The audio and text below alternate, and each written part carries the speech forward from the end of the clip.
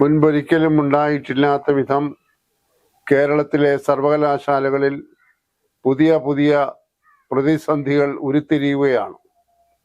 കേരളത്തിലെ 14 സർവകലാശാലകളിൽ ഇപ്പോൾ തന്നെ 9 സർവകലാശാലകളിൽ വൈസ് ചാൻസലർമാർ ഇല്ലാത്ത അഭൂതപൂർവമായ ഒരു സാഹചര്യം നിലനിൽക്കുകയാണ്.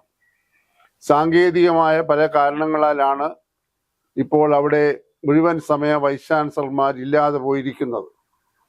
കേരള സർവകലാശാല ഉൾപ്പെടെയുള്ള സർവകലാശാലകളിൽ പലയിടത്തും ഈ ഒരു പ്രതിസന്ധി ഉണ്ടായത് വൈസ് ചാൻസലർമാർ അവരുടെ കാലാവധി പൂർത്തിയായി പോയപ്പോൾ പകരം വൈസ് ചാൻസലർമാരെ തിരഞ്ഞെടുക്കാൻ കഴിയാതെ പോയതുകൊണ്ടാണ്. കേരളത്തിലെ സർവകലാശാലകളുടെ നിയമങ്ങൾ അനുസരിച്ച് എല്ലാ സർവകലാശാലകളുടെയും പരമാധികാരി എന്ന് പറയുന്നത് ചാൻസലറാണ്. അദ്ദേഹമാണ് ഗവർണർ സ്ഥാനത്തിരിക്കുന്നത്. ഇത് കേരളത്തിലെ സർവകലാശാലകളുടെ നിയമങ്ങളുടെ ഭാഗമായി ഉള്ള ഒരു പദവിയാണ്. കേരളത്തിൻ്റെ കാലാകാലങ്ങളിലുള്ള ഗവർണർമാർ സർവകലാശാലകളുടെ ചാൻസലർ കൂടി ആയിരിക്കും എന്നുള്ളത്. എന്നാൽ അതോടൊപ്പം തന്നെ ചാൻസലർക്ക് പരമമായ ചില ഉത്തരവാദിത്തങ്ങളുണ്ട്. ഏതെങ്കിലും ഒരു സർവകലാശാലയിൽ വൈസ് ചാൻസലർ സ്ഥാനത്ത് ഒഴിവുണ്ടായി കഴിഞ്ഞാൽ യൂണിവേഴ്സിറ്റി ഗ്രാന്റ്സ് കമ്മീഷന്റെ ചട്ടങ്ങൾ അനുസരിച്ച് ഒരു സെർച്ച് കമ്മിറ്റി രൂപീകരിക്കണം എന്നുള്ളത് അനിവാര്യമാണ്. ആ സെർച്ച് കമ്മിറ്റിയുടെ ഘടനയെ സംബന്ധിച്ചും വ്യക്തമായിട്ടുള്ള വ്യവസ്ഥകളുണ്ട്. അത് ഒന്ന് ചാൻസലറുടെ പ്രതിനിധിയായിരിക്കണം, മറ്റൊന്ന് UGCയുടെ പ്രതിനിധിയായിരിക്കണം, മൂന്നാമത്തെ ആൾ സർവകലാശാല സെനറ്റിന്റെ പ്രതിനിധിയായിരിക്കണം. ഇവിടെ സെനറ്റിന്റെ രൂപീകരണം പല സർവകലാശാലകളിലും അവതാളത്തിലായിരിക്കുകയാണ്. കാരണം അതിനകത്ത് വിവിധ മേഖലയിൽ നിന്നുള്ള ആളുകളെ തെരഞ്ഞെടുപ്പിന്റെ പൂർത്തീകരണം ഇപ്പോഴും ആയിട്ടില്ല. ഏറ്റവും ഒടുവിലുണ്ടായിരിക്കുന്ന ഒരു സംഭവം എന്ന് പറയുന്നത് കേരള സർവകലാശാലയിലും കാലിക്കറ്റ് സർവകലാശാലയിലും ചാൻസലർ എന്ന രീതിയിൽ ഗവർണറിലുള്ള നിക്ഷിപ്ത അധികാരം ഉപയോഗിച്ചുകൊണ്ട് സെനറ്റ് രൂപീകരണം പൂർത്തിയാക്കുന്നതിന്റെ ഭാഗമായി 14 വിവിധ മേഖലയിലുള്ള ആളുകളെ വീതം ചാൻസലർ നാമനിർദ്ദേശം ചെയ്തു. അത് ചാൻസലറുടെ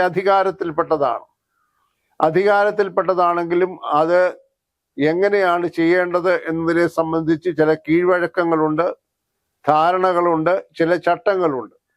വിവിധ മേഖലകളിൽ പ്രാഗൽഭ്യം തെളിയിച്ച ആളുകളെയാണ് സെനറ്റിലേക്ക് നാമനിർദ്ദേശം ചെയ്യേണ്ടത് എന്നതാണ് നിലവിലുള്ള സമ്പ്രദായം. അതിനകത്ത് വിദ്യാർത്ഥി പ്രതിനിധികളുണ്ട്, ഹൈസ്കൂൾ അധ്യാപക പ്രതിനിധികളുണ്ട്, ഹൈസ്കൂളിൻ്റെ ഹെഡ് മാസ്റ്റർമാരുടെ പ്രതിനിധികളുണ്ട്, പൊതുപ്രവർത്തകരുടെ പ്രതിനിധികളുണ്ട്, മാധ്യമരംഗത്ത് പ്രവർത്തിക്കുന്നവരുടെ പ്രതിനിധികളുണ്ട്. അങ്ങനെ വിവിധ മേഖലകളിൽ നിന്നുള്ള ആളുകളെയാണ് അവരുടെ പ്രാഗൽഭ്യം അനുസരിച്ച് ചാൻസലർ നാമനിർദ്ദേശം ചെയ്യുന്നത്. ഈ കഴിഞ്ഞ 2 ആഴ്ചയ്ക്ക് മുൻപ് കാലിക്കറ്റ് സർവകലാശാലയിലും കേരള സർവകലാശാലയിലും ഗവർണർ ഈ തരത്തിൽ നാമനിർദ്ദേശം ചെയ്യുകയുണ്ടായി.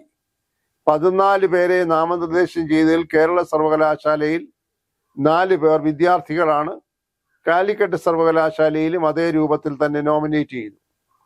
ഈ നോമിനേറ്റ് ചെയ്യുന്ന ആളുകളെ സ്വാഭാവികമായി സെനറ്റിന്റെ ഭാഗമായി അംഗീകരിക്കുക എന്ന കീഴ്വഴക്കമാണുള്ളത്. അങ്ങനെ എല്ലാവരും കൂടെ ചേരുന്ന ഒരു നയരൂപീകരണ അധികാര സമിതിയാണ് സെനറ്റ് എന്ന് പറയുന്നത്. ആ സെനറ്റിന്റെ പ്രതിനിധിയായിരിക്കണം നേരത്തെ പറഞ്ഞതുപോലെ വൈസ് ചാൻസലർമാരെ തിരഞ്ഞെടുക്കാനുള്ള സെർച്ച് കമ്മിറ്റിയിൽ ഉണ്ടാകേണ്ടത്. അപ്പോൾ സെനറ്റ് രൂപീകരണം പൂർത്തിയായെങ്കിൽ മാത്രമേ അത് നിർവഹിക്കാനായി സാധിക്കുകയുള്ളൂ. എന്നാൽ ഇപ്പോൾ സംഭവിച്ചിരിക്കുന്നത് ഈ സെനറ്റിലേക്ക് വിദ്യാർത്ഥി പ്രതികളെ നാമനിർദ്ദേശം ചെയ്ത് ചട്ടവിരുദ്ധമാണ് എന്ന് ആരോപിച്ചുകൊണ്ട് അതിനെതിരായി മറ്റ് 4 വിദ്യാർത്ഥികൾ ബഹുമാനപ്പെട്ട ഹൈക്കോടതിയിൽ മെനിഞ്ഞാന്ന് ഒരു കേസ് കൊടുക്കുകയും ഇന്നലെ ആ കേസിന്റെ വിധിയുടെ ഫലമായി ഈ ചാൻസലർ നാമനിർദ്ദേശം ചെയ്ത കേരള സർവകലാശാലയിലെ 4 വിദ്യാർത്ഥികളുടെ നാമനിർദ്ദേശം താൽക്കാലികമായി സ്റ്റേ ചെയ്യുകയും ഉണ്ടായി. ഇത് താൽക്കാലിക സ്റ്റേ ആണ് എന്ന് എടുത്തു പറയുന്നുണ്ട്. അതേസമയം മറ്റ് നാമനിർദ്ദേശം ചെയ്യപ്പെട്ട ആളുകളുടെ കാര്യത്തിൽ ഇതുവരെ വിവാദം ഉണ്ടായിട്ടില്ല.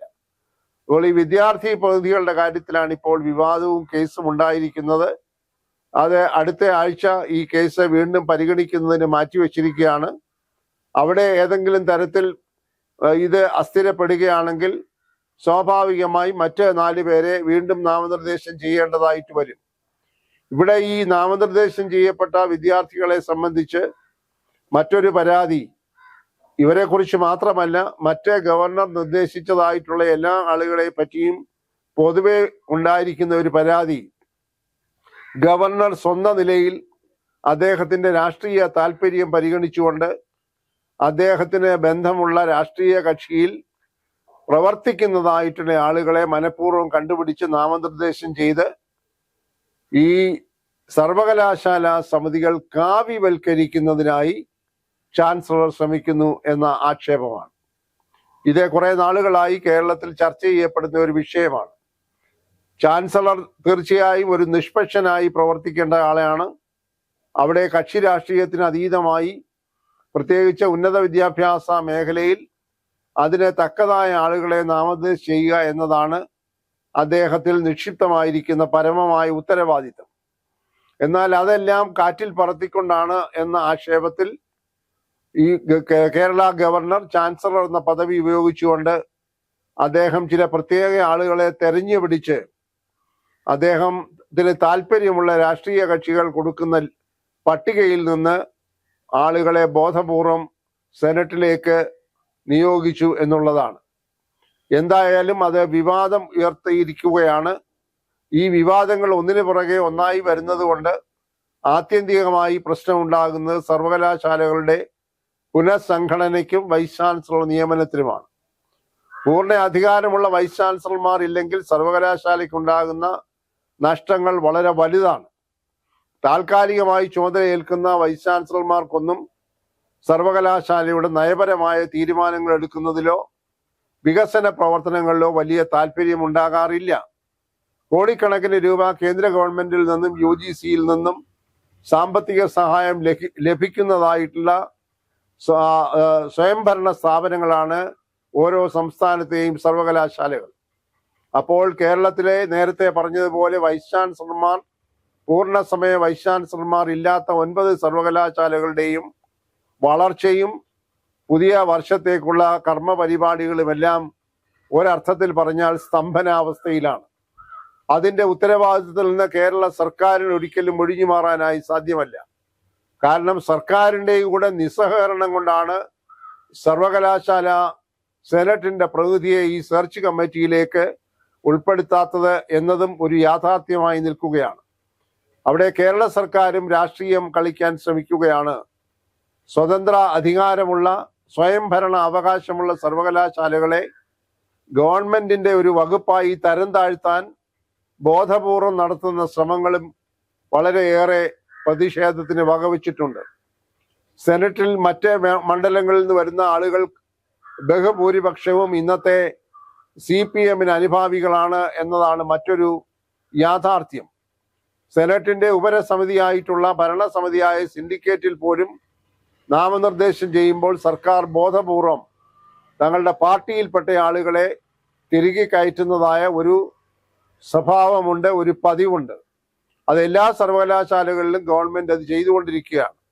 നമുക്കെല്ലാവർക്കും അറിയാം, കണ്ണൂർ സർവകലാശാലയുടെ വൈസ് ചാൻസലറുടെ പുനർനിയമനത്തിൽ ഉന്നത വിദ്യാഭ്യാസ വകുപ്പ് മന്ത്രിയും ബഹുമാനപ്പെട്ട മുഖ്യമന്ത്രിയും ഇടപെട്ടത് വലിയ വിവാദമുണ്ടാവുകയും അദ്ദേഹത്തിന്റെ പുനർനിയമനം റദ്ദ് ചെയ്ത് അദ്ദേഹത്തിന് പുറത്തു പോകേണ്ട ഒരു സാഹചര്യം ഉണ്ടായിട്ടുണ്ട്. അപ്പോൾ ഇതെല്ലാം പരിഗണിക്കുമ്പോൾ ഒരു രാഷ്ട്രീയ പോരാട്ടത്തിന്റെ വേദിയായി സർവകലാശാലയെ തീർക്കുന്നത് വിദ്യാർത്ഥികൾക്കും രക്ഷിതാക്കൾക്കും ഒക്കെ പ്രശ്നങ്ങൾ സൃഷ്ടിക്കുന്നുണ്ട്. പൂർണ്ണസമയ വൈസ് ചാൻസലർമാർ ഇല്ലാത്തത് സർവകലാശാലയുടെ വളർച്ചയെ ബാധിക്കുന്നുണ്ട്. ഇതെല്ലാം കൂടെ പരിഗണിക്കുമ്പോൾ രാഷ്ട്രീയ പോരാട്ടത്തിന്റെ ഇരയായി ചാൻസലർ തീരുന്നതും ചാൻസലർ ഏതെങ്കിലും പ്രത്യേക കക്ഷിയുടെ ആളായി പ്രവർത്തിക്കുന്നതും സർക്കാരുമായി ഏറ്റുമുട്ടുന്നതും സർക്കാരും അതുപോലെ രാഷ്ട്രീയ നിറം നോക്കി ആളുകളെ തിരികെ കയറ്റുന്നതും അവസാനിപ്പിക്കേണ്ടതാണ്. സർവകലാശാലകളെ അതിൻ്റെ വഴിക്ക് വിടുക, അതിൻ്റെ സ്വയംഭരണാവകാശം നിലനിർത്തുക. അതിന് ചാൻസലർക്ക് ഉത്തരവാദിത്തമുണ്ട്, ഭരിക്കുന്ന സർക്കാരിന് ഉത്തരവാദിത്തമുണ്ട്. ആ ഉത്തരവാദിത്തം നിറവേറ്റുന്നതിൽ പരാജയപ്പെടുന്നത് യഥാർത്ഥത്തിൽ ദോഷകരമായി ബാധിക്കുന്നത് ഈ സംസ്ഥാനത്തെ വിദ്യാർത്ഥി സമൂഹത്തെയും രക്ഷകർത്താക്കളെയുമാണ് എന്നതാണ് സത്യം.